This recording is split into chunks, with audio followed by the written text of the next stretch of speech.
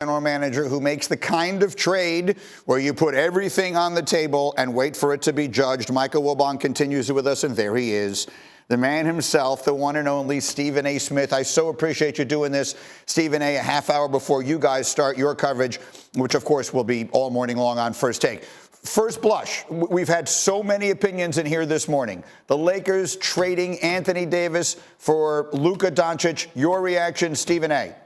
Well, first things first, always beautiful to be on with the Godfather, my big brother, Mike Wilbon. Let's get that out the way, big boy. Secondly, and most importantly, I was absolutely shocked, Greeny. I was stunned because obviously Luka's a generational talent, one of the top 5 players in the NBA, 25 years of age, averaging 28 a game, fresh off of leading the league in scoring, averaging nearly 34 a game last year, has taken the team to 2 Western Conference Finals, 2 NBA Finals as well.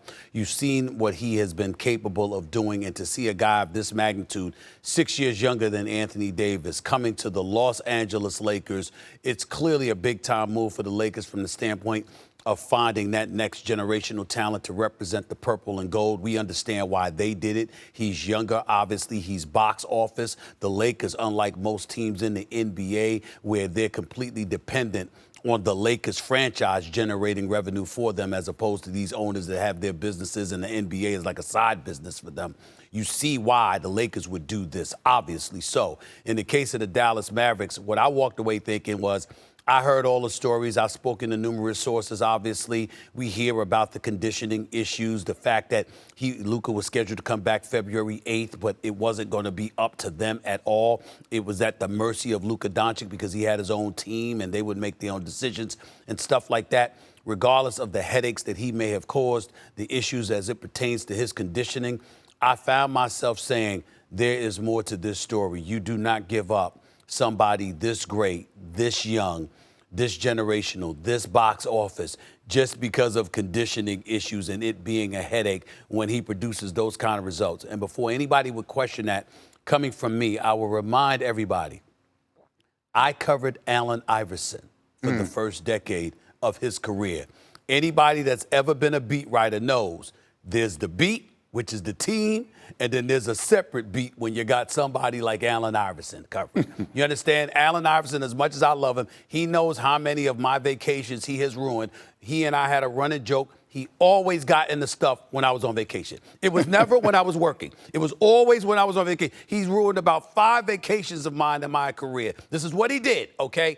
You know, when something like this happens, there's more to the story. Perhaps we'll find out down the line, but it is what it is, and we see what we see. All right, so there's the big picture of this. I want to get one more take from you on this, Stephen A., and then we'll go on the floor. But the LeBron James of it all, and I want to make it clear for those who have not seen it over the weekend. Our Dave McMenamin, who is as tied into the Lakers as you can be, reporting that LeBron James intends to remain on this team past the trade deadline, which is Thursday, and that's fine. The reality is, as we've all learned, from now until Thursday is an eternity in the NBA. So if you're LeBron James, Stephen A., and this team just made a move that is meant for their next decade, and everyone I've had on this morning suggests they don't have any real chance to win this year because of it, and that they're not even sure LeBron and Luka are a good fit on the floor together. If you're LeBron, how are you looking at these next few days and the whatever remains of your career? I go to Rich Paul and I tell him I will waive my no-trade clause for one of two teams. It will either be to join Steph Curry in Golden State or to go to New York with the Knicks. One of the two. Now, the Knicks are going to obviously be more difficult because they traded away 5 first-round picks to get Mikal Bridges. And I love Bridges, but damn, 5 first-round picks. But, hey, I'm not going to belabor that. They did what they did. But obviously they had an abundance of assets, and clearly the Lakers are in need of them because they've only got 1 pick left, which is like 2031 for crying out loud. And so I look at it from that standpoint. If I'm LeBron James, I either use that as an option or I go to Golden State and I join Steph Curry. And I go out with the greatest shooter God has ever created. You have to remember, in Los Angeles, both LeBron James and Luka Doncic essentially are ball hogs. They need the basketball. They're not secondary options. LeBron has shown the ability to adjust when he had Kyrie. Obviously, when he had D-Wade, D-Wade had to force him to really take the mantle and really take the bull by the horn and be aggressive with all of that stuff. But we've seen this from LeBron James before. Could he do it? Sure. but Luka really holds the ball. Neither of them really move a lot without the basketball. And that's why Charles Barkley, Wilbon, Wendy, and everybody else is absolutely right when you talk about the difficulty potentially of them playing together in Los Angeles. That would not be the case with Steph Curry. Steph Curry moves without the ball. He's the greatest shooter God ever created. You got to keep your head on a swivel constantly. You got to get migraine medicine and all of this other stuff. You got to go to get oxygen after the games because you got to chase Steph Curry around, okay? Because that's how he moves without the ball. You have an exceptional passer who is a basketball savant with the IQ of a LeBron James, and you are able to feed that dude the ball. And Draymond Green is your teammate as well, and you know how fiery he's going to be. Playing with LeBron, playing with Steph Curry, oh, my Lord, that would be absolutely something special. And if I'm LeBron James, I sit up there and I waive my no-trade clause to try to get to Golden State. That would be my number one option personally. But who knows? Everybody keeps saying that he wants to stay in L.A. He's settled. And my response is if he's settled with being in L.A., that's because of a lifestyle decision. It ain't because of a basketball decision because the Lakers ain't winning no championship as presently constructed. I can tell you that.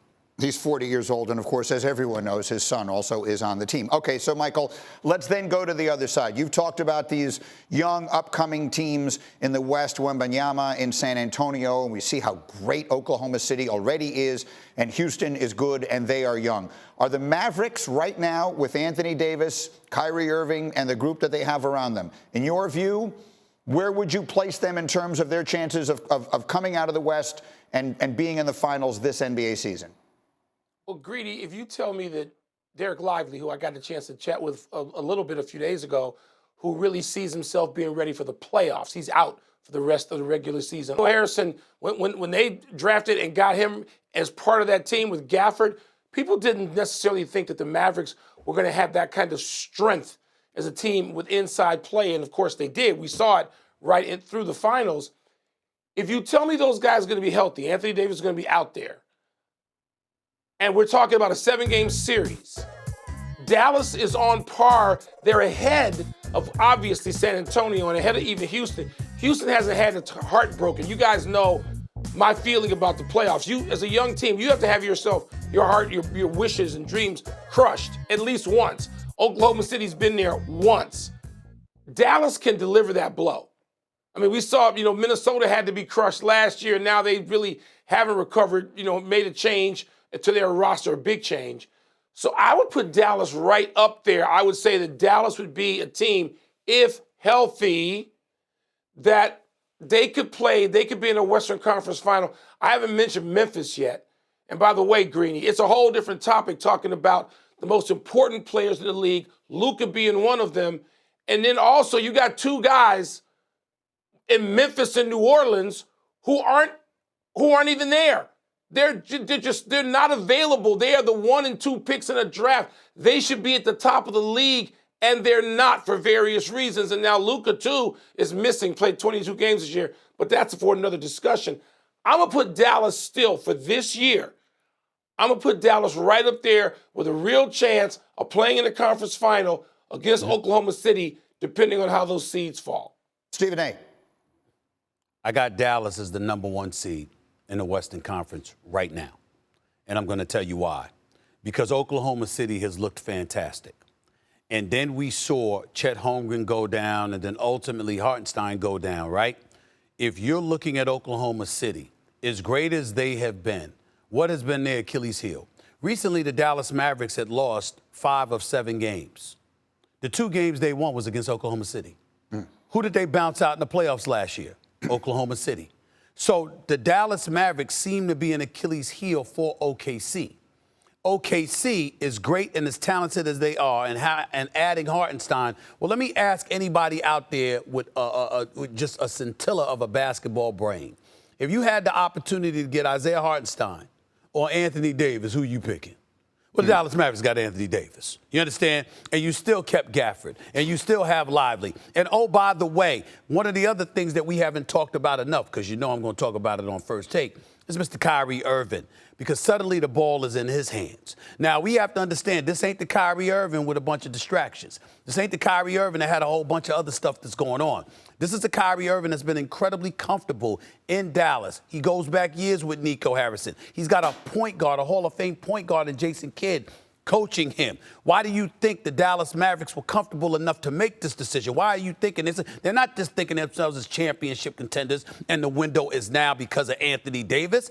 They're thinking about the fact that they got a showstopper in Kyrie Irving, who, by the way, has balled out in the absence of Luka, who's missed about 27 games this year. This is Kyrie Irving we're talking about here. This is an NBA champion that we're talking about here. This is a brother that's box office in and of himself when he's on his game and there are no distractions. This brother is nothing short of sensational. And now the keys have been handed to him because the offense is going to go through him and Anthony Davis. This is what's going on in Dallas. And when you look at what they've done against OKC, OKC's got its work cut out for it because Dallas has been at Achilles' heel. Kyrie is 32. He'll be 33 when the playoffs begin. Right now, the Mavericks are in 9th place in the Western Conference, 2 games over 500, but they've been playing to that point without Luka pretty much, at least half the season. So we would assume they're going to get much, much better now. Stephen A., I got to let you go for First Take. Thank you for.